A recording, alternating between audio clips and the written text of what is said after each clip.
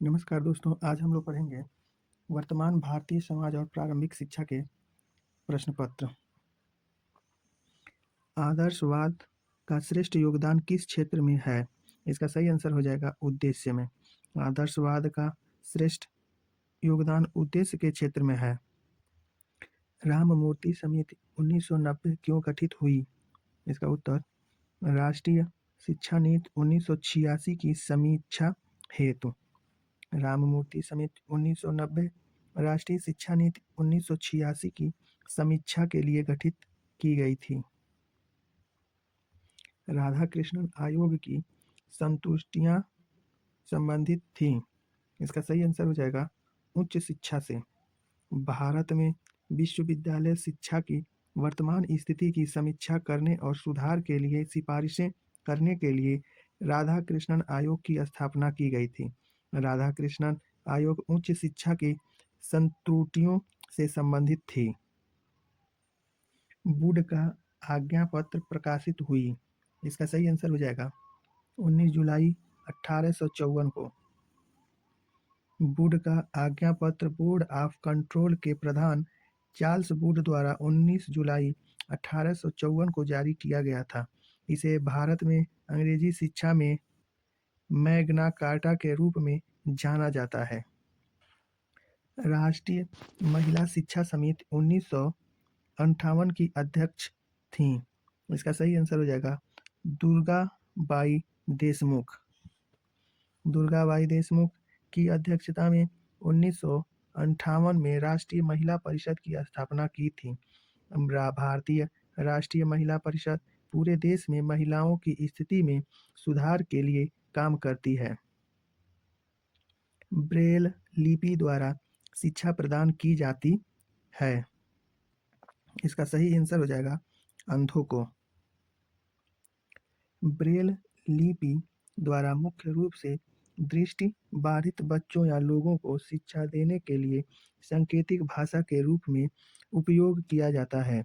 इस लिपि का आविष्कार 1824 में एक नेत्रहीन फ्रांसीसी लेखक लुई ब्रेल द्वारा किया गया था।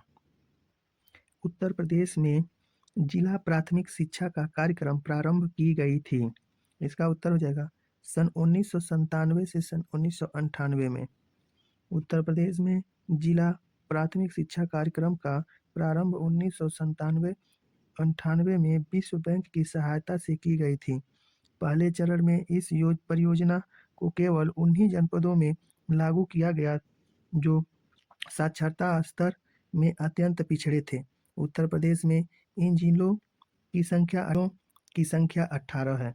महाराजगंज, गोंडा, सिद्धार्थनगर, लखीमपुर खीरी, ललितपुर, बस्ती, मुरादाबाद, शाहजहांपुर, सोनभद्र, देवरिया, बरेली, रायबरेली, हमीरपुर, सुल्तानपुर, बहराइच, बाराबंकी तथा रामपुर। शिक्षा में अपव्यय तथा अवरोधन पर अपना सुझाव दिया था। इसका सही आंसर हो जाएगा हार्टोग समिति ने। शिक्षा में अपव्यय तथा अवरोधन पर हार्टोग समिति ने अपना सुझाव दिया। प्रारंभिक शिक्षा में पूरी होने से पहले किसी भी स्तर पर बच्चों को समय से पहले वापसी को अपव्यय कहा जाता है। 1 वर्ष से अधिक की अवधि के लिए एक ही कक्षा में एक बच्चे के प्रतिधारण को अवरोधन कहते हैं। राष्ट्रीय शैक्षिक अनुसंधान एवं शिक्षण परिषद का मुख्यालय स्थित है। इसका सही आंसर हो जाएगा नई दिल्ली। राष्ट्रीय शैक्षिक अनुसंधान और प्रशिक्षण परिषद NCERT वर्ष 1961 में भारत सरकार द्वारा गठित एक स्वायत्त संगठन है जो कि स्कूली शिक्षा से संबंधित मामलों पर केंद्र सरकार और राज्य सरकारों को सहायता प्रदान करने तथा उन्हें सुझाव देने का कार्य करती है। इसका मुख्यालय नई दिल्ली में है, जबकि इसकी कई घटक इकाइयां देश के अन्य हिस्सों में स्थापित हैं। बेसिक शिक्षा अधिनियम पारित हुआ। इसका सही आंसर हो जाएगा सन 1972 में। उत्तर प्रदेश सरकार द्वारा बेसिक शिक्षा अधिनियम वर्ष 1972 में उत्तर प्रदेश अधिनियम 34 के अंतर्गत पारित किया गया। इसका मुख्य उद्देश्य हाई स्कूल या इंटरमीडिएट कॉलेज के अलावा अन्य स्कूलों में बेसिक शिक्षा प्रदान करने का आयोजन, नियंत्रण व समन्वय करना है। शिक्षकों हेतु राष्ट्रीय पुरस्कार का प्रारंभ किया गया। इसका सही आंसर हो जाएगा सन 1958। राष्ट्रीय शिक्षक पुरस्कार प्रथम बार 1958 में युवामन के साथ साथ उनके भविष्य को आकार देने में शिक्षकों की उत्कृष्टता और प्रतिबद्धता को पहचानने के लिए शुरू किए गए थे। बच्चों के लिए निःशुल्क एवं अनिवार्य शिक्षा का प्रावधान संविधान के किस धारा में किया जाए वह है। इसका सही आंसर हो जाएगा धारा 45 में। राज्य नीति निर्देशक तत्व डीपीएसपी के अंतर्गत अनुच्छेद 45 तथा मूल अधिकार के अंतर्गत अनुच्छेद 21A में बच्चों के लिए निःशुल्क एवं अनिवार्य शिक्षा का प्रावधान किया गया है। वैदिक कालीन शिक्षा संबंधित है। इसका सही आंसर हो जाएगा वेदों से। वैदिक कालीन शिक्षा वेदों से संबंधित है, जिसमें गुरुओं द्वारा शिष्यों को गुरुकुल में वेदों के मंत्रों एवं सूक्तियों को कंठस्थ कराया जाता था। किंडरगार्टन प्रणाली के जन्मदाता कहे जाते हैं। इसका सही आंसर हो जाएगा फ्रावेल। किंडरगार्टन प्रणाली के किंडरगार्टन प्रणाली को इस विचार से तैयार किया गया था कि बच्चे खेल के माध्यम से सबसे अच्छी तरह से सीखते हैं। इस पद्धति का विकास जर्मन शिक्षाविद फ्रेडरिक फ्रावेल द्वारा किया गया। जर्मन भाषा में किंडरगार्टन का शाब्दिक अर्थ है बच्चों का बगीचा। पांडिचेरी में किस महान शिक्षा शास्त्री ने आश्रम की स्थापना की? इसका सही आंसर हो जाएगा अरविंद घोष। श्री अरविंद घोष ने। महान शिक्षा शास्त्री श्री अरविंद घोष ने वर्ष 1928 में पांडिचेरी में अरविंद आश्रम या शिक्षा की स्थापना की। पाठशाला को बाग, शिशु को पौधा और शिक्षक को माली कहने वाले विचारक नाम लिखिए। जर्मन शिक्षाविद फ्रेडरिक फ्रावेल के अनुसार स्कूल एक बाग, अध्यापक एक माली, उनमें पढ़ने वाले बच्चे एक पौधों के समान हैं। Rousseau, Froebel, Maria Montessori, John Dewey, Mahatma Gandhi आदि कुछ महान विचारकों ने शिक्षा के लिए करके सीखने के सिद्धांत को माना है। प्रयोजनवाद किसमें आस्था नहीं रखता है? प्रयोजनवाद जीवन की वास्तविक परिस्थितियों में विश्वास रखता है, जबकि समाज में व्याप्त रूढ़ियों, मान्यताओं, बंधनों, परंपराओं, अंधविश्वासों आदि में कोई आस्था नहीं रखता है।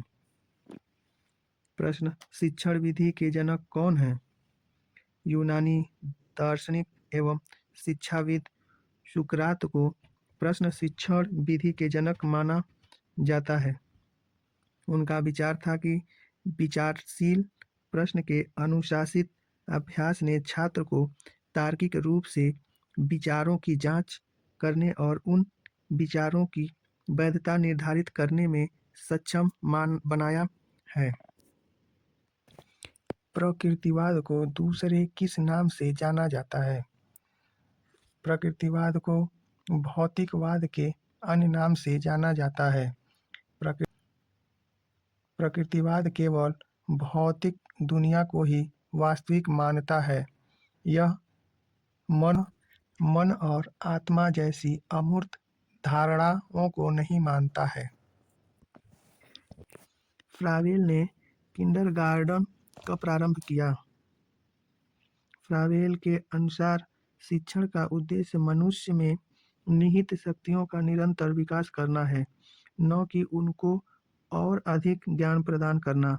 फ्रावेल ने वर्ष 1805 में शिक्षण कार्य आरंभ किया।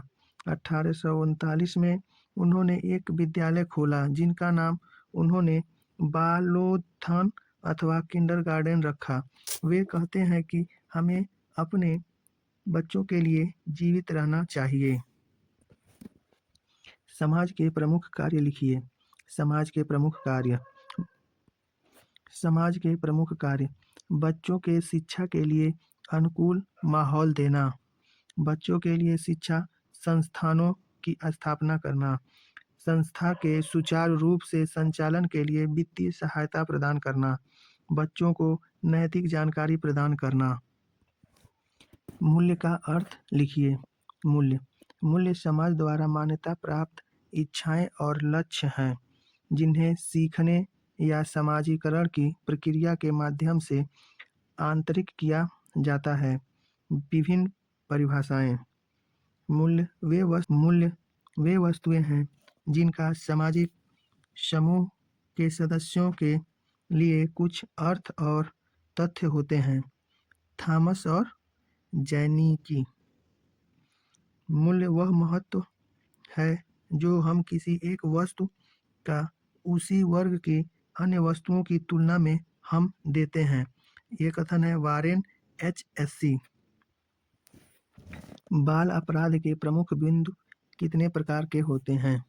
बाल अपराध के निम्नलिखित प्रमुख बिंदु हैं। पहला, गरीबी, भूखमरी, अशिक्षा, जागरूकता, सामाजिक वातावरण, मानसिक महत्वाकांक्षा। कलकत्ता मदरसा किस सन में खुला? सन 1781 में प्रथम governor general Lord Warren Hastings ने कोलकाता में मदरसा की स्थापना की। इस मदरसे में फारसी, अरबी तथा मुस्लिम कानून को पढ़ाया जाता था और इसमें पढ़े लोग ब्रिटिश शासन में दुभाषित के रूप में काम करते थे। बनारस संस्कृत कॉलेज कब और किसके द्वारा प्रारंभ किया गया है? वर्तमान भारतीय सामाजिक एवं प्रारंभिक शिक्षा। बनारस संस्कृत कॉलेज की स्थापना बनारस संस्कृत कॉलेज की स्थापना वर्ष 1791 में जोनाथन डंकन के द्वारा किया गया था। इस कॉलेज की स्थापना करने का उद्देश्य हिंदू कानून और दर्शनशास्त्र का अध्ययन करना था। 1974 में संस्कृत कॉलेज का नाम बदलकर संपूर्णानंद संस्कृत विश्वविद्यालय कर दिया गया। बनारस संस्कृत कॉलेज की स्थापना करते समय जोनाथन डंकन बम्बई के राज्यपाल थे। मैकाले ने अपना विवरण कब प्रस्तुत किया? लॉर्ड मैकाले का विवरण पत्र। मैकाले ने अपना विवरण पत्र 2 फरवरी 1835 को गवर्नर जनरल को पेश किया। लॉर्ड मैकाले को शिक्षा समिति के प्रमुख के रूप में नियुक्त किया गया था और भारत के लिए नई शिक्षा प्रणाली तैयार करने का कार्य दिया गया। लॉर्ड मैकाले द्वारा प्रस्तुत शिक्षा नीति को अधोगामी निस्पंदन का सिद्धांत के नाम से जाना जाता है, जिसका अर्थ है शिक्षा का प्रवाह उच्च वर्ग से निम्न वर्ग की तरफ है। मैकाले का उद्देश्य था भारत के उच्च वर्ग तथा मध्यम वर्ग के एक छोटे से हिस्से को शिक्षित करना, ताकि ऐसा वर्ग तैयार हो जाए जो रंग और खून से भारतीय हों लेकिन विचारों, नैतिकता तथा बुद्धिमत्ता से अंग्रेज हों। वुड घोषणा पत्र के आधार पर कंपनी ने शिक्षा नीति कब घोषित की? वुड घोषणा पत्र के आधार पर कंपनी की शिक्षा नीति 1854 में सर चार्ल्स वुड ने अंग्रेजी शिक्षा के प्रचार प्रसार और महिलाओं की शिक्षा के लिए वर्तमान गवर्नर जनरल लॉर्ड डलहौजी को एक पत्र लिखा, जिसे वुड का घोषणा पत्र कहा गया। इस घोषणा पत्र का उद्देश्य था प्राथमिक विद्यालयों 1 से 5 तक की शिक्षा बालक की मातृभाषा में हो और उच्च शिक्षा विश्वविद्यालय की शिक्षा का माध्यम अंग्रेजी भाषा होना चाहिए।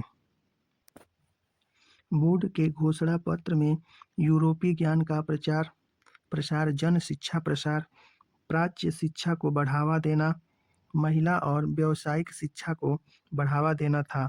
वुड डिस्पैच के घोषणा पत्र का भारतीय शिक्षा का मैग्ना कार्टा कहा जाता। प्रारंभिक शिक्षा को बालक की मातृभाषा में देने का सुझाव सर्वप्रथम वुड डिस्पैच ने ही दिया, जो वर्तमान शिक्षा नीति में भी लागू किया गया है। निरौपचारिक शिक्षा के विभिन्न संसाधनों में किस आयु वर्ग के लिए अधिक दबाव डाला गया? निरौपचारिक शिक्षा के विभिन्न साधन। शिक्षा के मुख्य 3 प्रकार हैं: औपचारिक शिक्षा, अनौपचारिक शिक्षा, गैर अनौपचारिक या निरौपचारिक शिक्षा। निरौपचारिक शिक्षा अनौपचारिक शिक्षा की तरह पूर्ण रूपेण अनियंत्रित नहीं है, न ही औपचारिक शिक्षा की तरह पूर्ण रूपेण नियंत्रित है। निरौपचारिक शिक्षा में नियंत्रण के साथ अनियंत्रण होता है। निरौपचारिक शिक्षा में आयु, स्थान, शिक्षण विधि आदि में कोई नियंत्रण नहीं होता, परंतु पाठ्यक्रम, परीक्षा आदि क्षेत्रों में नियंत्रण होता है। निरौपचारिक शिक्षा। औपचारिक शिक्षा प्लस अनौपचारिक शिक्षा। निरौपचारिक शिक्षा के विभिन्न प्रकार हैं, जैसे प्रौढ़ शिक्षा, सतत शिक्षा, खुली शिक्षा, दूरस्थ शिक्षा, मुक्त विश्वविद्यालय, शैक्षिक, रेडियो शैक्षिक, दूरदर्शन आदि। इनके अंतर्गत विद्यार्थियों को विद्यालय में शिक्षा ग्रहण करने नहीं आना पड़ता, बल्कि वह अपने स्थान पर रहकर स्वतंत्र तरीके से शिक्षा ग्रहण कर सकता है। नोट: निरौपचारिक शिक्षा के लिए आयु की कोई बाध्यता नहीं है। शिक्षा के वैयक्तिक और सामाजिक उद्देश्यों का सामान्य आवश्यक है, क्योंकि शिक्षा व्यक्ति की खुली और राज्य कल्याण के लिए है। यह कथन किसका है? शिक्षा में वैयक्तिक और सामाजिक उद्देश्यों का सामान्य आवश्यक है, क्योंकि शिक्षा व्यक्ति की खुशी और समाज कल्याण के लिए है। कथन है। यह कथन महान दार्शनिक प्लेटो का है। प्लेटो ने शिक्षा को मनुष्य की सर्वांगीण विकास का एक माध्यम बताया है। प्लेटो का कहना है कि शिक्षा के माध्यम से किसी देश, राज्य या प्रदेश में नैतिक व्यवस्था को बनाए रखना संभव है। प्लेटो का मानना है शिक्षा ही नैतिक सुधार का एकमात्र माध्यम है, जिसके द्वारा मानवीय आत्मा को किसी भी देश में रूपांतरित किया जा सकता है। शिक्षा के सामाजिक उद्देश्य का जन्म शिक्षा के व्यक्तिगत उद्देश्यों का प्रतिक्रिया के परिणाम स्वरूप हुआ है। इस उद्देश्य के समर्थक व्यक्ति की अपेक्षा समाज को ऊंचा मानते हैं। उनका अटल विश्वास है कि व्यक्ति स्वभाव से सामाजिक प्राणी है। प्रारंभिक शिक्षा कब प्रारंभ होती है? प्रारंभिक शिक्षा कब प्रारंभ? प्रारंभिक शिक्षा का प्रारंभ जब बालक 5 वर्ष की आयु पूरी कर लेता है तब की जा सकती है, परंतु वर्तमान समय में शिक्षा का अधिकार अधिनियम 2009 के द्वारा प्राथमिक शिक्षा प्रारंभ करने की आयु को 6 वर्ष माना गया है। जबकि बालक 6 वर्ष की आयु पूर्ण कर लेता है तो उसे प्राथमिक शिक्षा प्रदान करने की उम्मीद की जा सकती है। रीट के अनुसार प्राथमिक शिक्षा 6 से 14 वर्ष तक दी जाती है। माध्यमिक शिक्षा आयोग के अध्यक्ष कौन थे? इनकी नियुक्ति कब हुई? माध्यमिक शिक्षा आयोग के अध्यक्ष डॉक्टर लक्ष्मण स्वामी मुदलियार थे, इसीलिए इस आयोग को मुदलियार आयोग भी कहा जाता है। भारत सरकार 23 सितंबर 1952 को माध्यमिक शिक्षा आयोग की स्थापना की। इसका कार्य माध्यमिक स्तर की शिक्षा व्यवस्था संरचना की जांच करना और तत्कालीन समस्याओं का पता लगाकर इसके संदर्भ में भारत सरकार को आवश्यक सुझाव देना था। माध्यमिक शिक्षा आयोग के सुझाव: 4 या 5 वर्ष की प्राइमरी शिक्षा, सेकेंडरी शिक्षा के 2 भाग होने चाहिए, वस्तुनिष्ठ MCQ परीक्षण पद्धति को अपनाना चाहिए, संख्यात्मक अंक देने के बजाय सांकेतिक अंक दिया जाए, हंटर कमीशन की विशेषता क्या थी? हंटर आयोग के गुण विशेषताएं।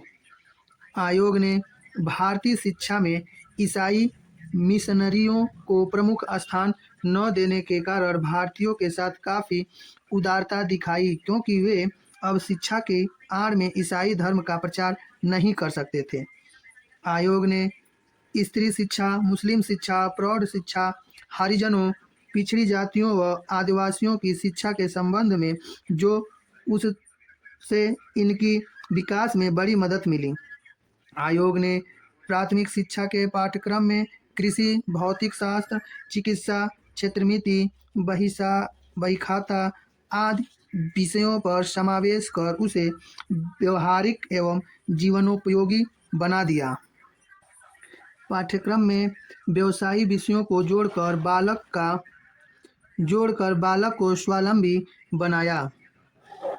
हंटर कमीशन भारत में शिक्षा के विकास में एक महत्वपूर्ण मोड़ था। इस आयोग ने शिक्षा प्रणाली में कई महत्वपूर्ण बदलाव लाए, जिनका प्रभाव आज भी देखा जा सकता है। वुड की घोषणा पत्र के 4 दोष लिखिए। वुड के घोषणा पत्र के दोष। घोषणा पत्र में अंग्रेजी शिक्षित लोगों को नौकरी में रखी गई थी। इससे अंग्रेजी का महत्व बढ़ गया और देसी भाषाओं का स्थान गौण बन गया। घोषणा पत्र में लंदन विश्वविद्यालय को आदर्श मानकर विश्वविद्यालयों की स्थापना का सुझाव दिया गया। इससे तक्षशिला तथा नालंदा प्राचीन प्रकार के विश्वविद्यालयों की स्थापना का विचार समाप्त हो गया। शिक्षा की संपूर्ण जिम्मेदारी सरकार को सौंपकर शिक्षा को पूर्णतया राज्य के अधीन करके उस पर नौकरशाही का आधिपत्य स्थापित कर दिया गया। शिक्षा के महत्व के साथ ईसाई धर्म और साहित्य का प्रचार भी बढ़ा और लोग को ईसाई बनने के लिए प्रेरित किया गया। मैकाले को भारतीय शिक्षा का अग्रदूत माना जाता है। लिखिए। मैकाले को भारतीय शिक्षा का अग्रदूत माना जाता है क्योंकि वह पहल अंग्रेज विद्वान था, जिसके विचारों को प्रभावित होकर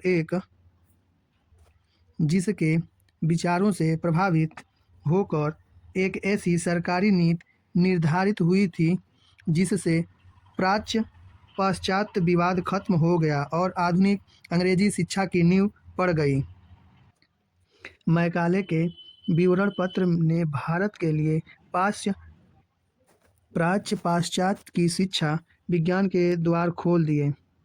अंग्रेजी शिक्षा ने भारतीय जनमानस में समानता, स्वतंत्रता और बंधुत्व की भावनाएं उत्पन्न करके उनमें राजनैतिक जागृति उत्पन्न की। यदि भारत में अंग्रेजी शिक्षा का प्रादुर्भाव न हुआ हो तो भारत में स्वतंत्र संग्राम भी कभी न छिड़ता। मिशनरी स्कूल की विशेषता लिखिए। मिशनरी स्कूल की विशेषताएं। मिशनरी स्कूलों को ही कक्षा शिक्षा प्रणाली शुरू करने का श्रेय जाता है। मिशनरी स्कूलों में आधुनिक शिक्षा विधियों का प्रयोग किया गया है। मिशनरी स्कूल में गरीब व मेधावी छात्रों को छात्रवृत्ति प्रदान किया जाता है।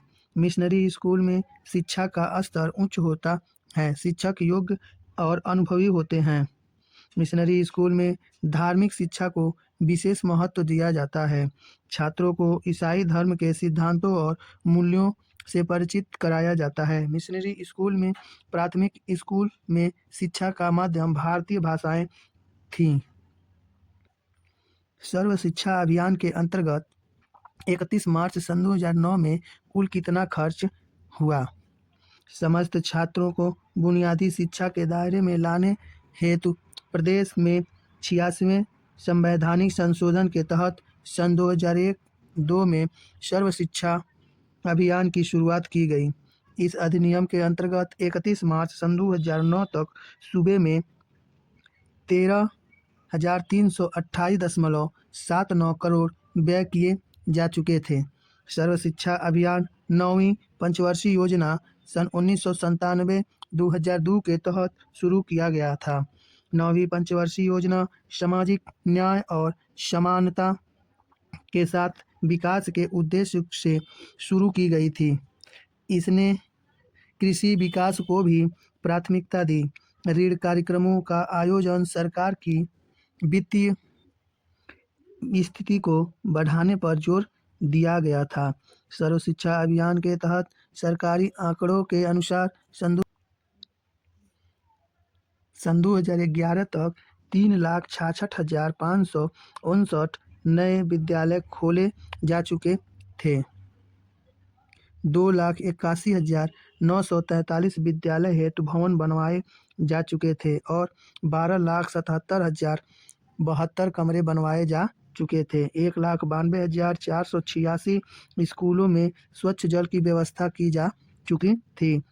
3,19,607 स्कूलों में शौचालयों का प्रावधान किया जा चुका था। सर्वेक्षण के आंकड़े यह भी बताते हैं कि अब तक 11,30,000 नए शिक्षक नियुक्त किए जा चुके थे। लगभग 10 करोड़ बच्चों को प्रतिवर्ष निःशुल्क पाठ्य पुस्तक को वितरित करने की व्यवस्था की जा चुकी थी। बाल अपराध कब और किसने निर्धारित किया? बाल अपराध दो शब्दों से मिलकर बना है, बाल प्लस अपराध। अतः बच्चों द्वारा किया जाने वाला अपराध ही बाल अपराध कहलाता है। दूसरे शब्दों में, जब किसी बच्चे द्वारा कानून या समाज के खिलाफ कोई कार्य किया जाता है तब उसे बाल अपराध की संज्ञा दी जाती है। भारत में बाल न्याय अधिनियम 1886 संशोधित 2000 के तहत 16 वर्ष की आयु तक के बालकों एवं 18 वर्ष की आयु तक की बालिकाओं द्वारा किए गए कानून विरोधी कार्य बाल अपराध की श्रेणी में आते हैं।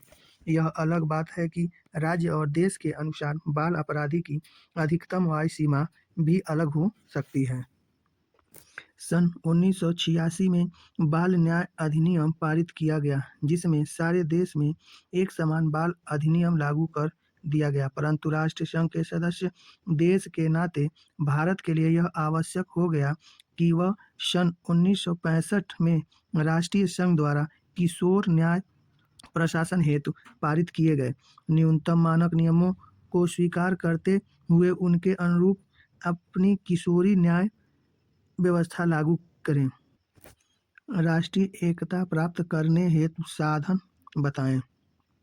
भारत में राष्ट्रीय एकता भारत जैसे देश में समाज के सभी वर्गों के बीच एकता बढ़ाने के लिए भारत में राष्ट्रीय एकता बहुत महत्वपूर्ण है। भारत एक एकीकृत सामाजिक, आर्थिक और राजनीतिक संरचना वाला देश है। यह उन लोगों के एक समूह को दर्शाता है जिसमें एकता की भावना है, जो सामान्य इतिहास, समाज, संस्कृति और मूल्यों के आधार पर निर्मित है। एकता की यह भावना लोगों को एक राष्ट्र में बाधित है। राष्ट्रीय एकता प्राप्त करने के निम्न साधन हैं। सभी बालकों को देश के विभिन्न पहलुओं का ज्ञान कराया जाए। बालकों को स्वतंत्रता प्राप्ति के संदर्भ में प्रमुख घटनाओं का ज्ञान कराया जाए। देश की विभिन्न जातियों तथा संप्रदायों में राष्ट्रीय एकता को विकसित करने वाली पढ़ाई लिखाई पर विशेष बल दिया जाए। सामाजिक, सांस्कृतिक और आर्थिक मतभेदों या असमानताओं को कम करना, आपसी एकजुटता को मजबूत करना। राष्ट्रीय एकता बनाने में अध्यापक की भूमिका बताएं। राष्ट्रीय एकता बनाने में अध्यापक की भूमिका। सच ही कहा गया है कि राष्ट्र को शक्तिशाली एवं पूर्ण आत्मनिर्भर बनाने के लिए राष्ट्रीयता एवं अंतर्राष्ट्रीयता की भावना अति आवश्यक है, परंतु यह राष्ट्रीयता की भावना केवल शिक्षा के माध्यम से ही संभव है। शिक्षा के क्षेत्र में शिक्षक महत्वपूर्ण भूमिका अदा करते हैं। राष्ट्रीय एवं अंतर्राष्ट्रीय भावना को जागृत करने के लिए शिक्षक या अध्यापक के निम्नलिखित भूमिका होनी चाहिए। पूर्ण आस्था। अध्यापक की भावनात्मक व राष्ट्रीय अंतर्राष्ट्रीय एकता के लिए विचार एवं दर्शन में पूर्ण आस्था होना चाहिए, तभी अपने विद्यार्थियों में इस भावना का विकास कर सकता है। अध्यापक ही इस भावना को बच्चों में विकसित कर सकता है। राष्ट्रीय एवं अंतर्राष्ट्रीय मूल्यों का विकास। अध्यापक का जीवन अच्छे मूल्यों पर आधारित होता है।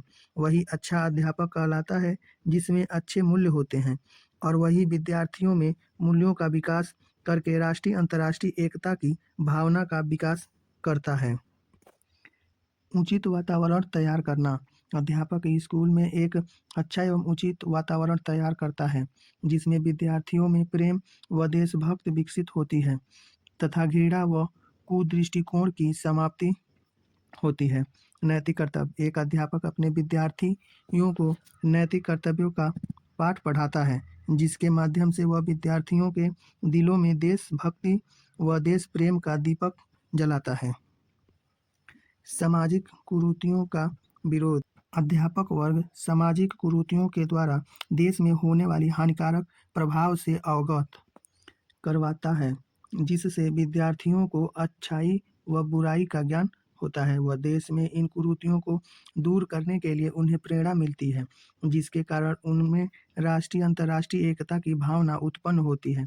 जीवन दर्शन। अध्यापक के जीवन दर्शन का विद्यार्थियों के जीवन पर बड़ा प्रभाव पड़ता है। अध्यापक के जीवन दर्शन में राष्ट्रीय प्रेम, एकता व भावनात्मक एकता की झलक दिखाई देने चाहिए।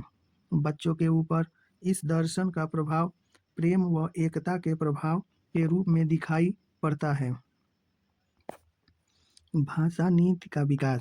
अध्यापक विद्यार्थियों में भाषा नीति का विकास करता है।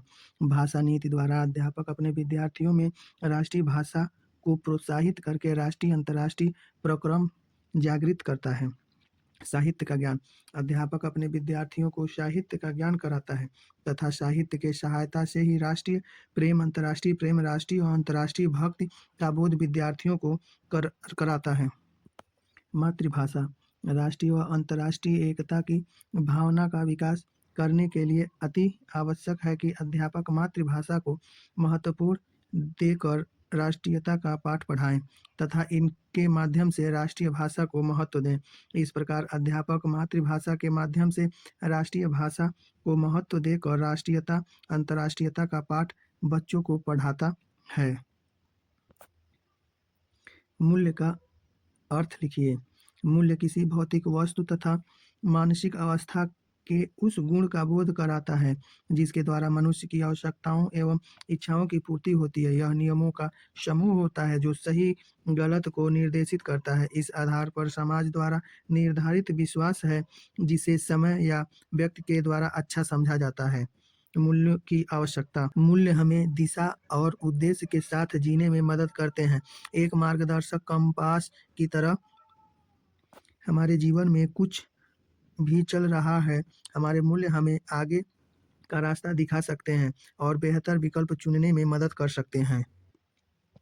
मूल्य हमारी स्वयं की भावना से जुड़ी हुई है और वे हमारे मानसिक स्वास्थ्य के लिए आवश्यक हैं। मूल्यों का महत्व। मूल्यों के अभाव में मानव जीवन व्यर्थ है। मूल्यों के विकास द्वारा ही बालकों एवं मनुष्यों का एक आदर्श नागरिक बनाया जा सकता है। मूल्यों के महत्व निम्न है।